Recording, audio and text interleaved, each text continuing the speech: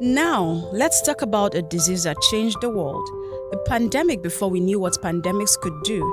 A virus that devastated communities, destroyed families, and left millions wondering if there would ever be hope. In the 1980s and 90s, HIV and AIDS was a death sentence in Africa. It was an epidemic of unimaginable proportions, and in South Africa, it became one of the most pressing public health crises in modern history. Professor Salim and CAPRISA Abdool Karim, two infectious disease epidemiologists, refused to accept that HIV was unbeatable.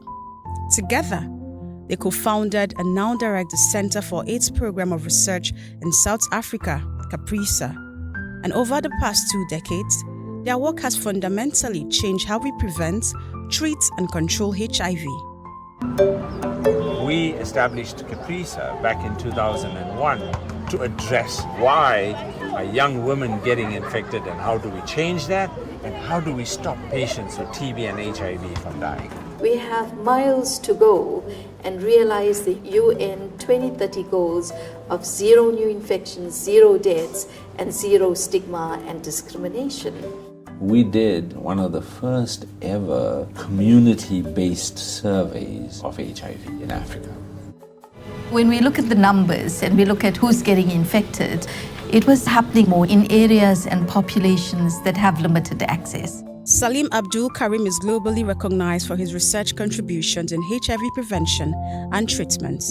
His work on microbicides culminated in the CAPRISA 004 tenofovir gel trial, a groundbreaking study that provided proof of concept that antiretroviral drugs can prevent sexually transmitted HIV infection in women. If you look at this diagram and you follow the blue line, you'll see that the prevalence in young men is incredibly low, in the 15 to 19.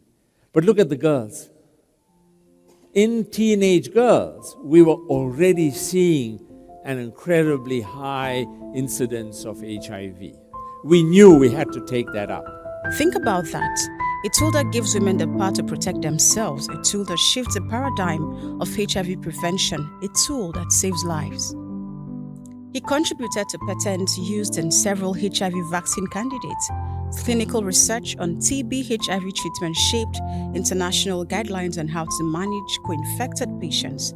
He chairs the UN/AIDS Scientific Expert Panel and the WHO's HIV and Hepatitis Scientific and Technical Advisory Group. He's an elected Fellow of the World Academy of Sciences, the African Academy of Sciences, the Academy of Science in South Africa, and the Royal Society of South Africa. He's received the TWAS Prize in Medical Sciences, the Outstanding Senior African Scientist Award, and the Science for Society Gold Medal Award. The list goes on and on and on.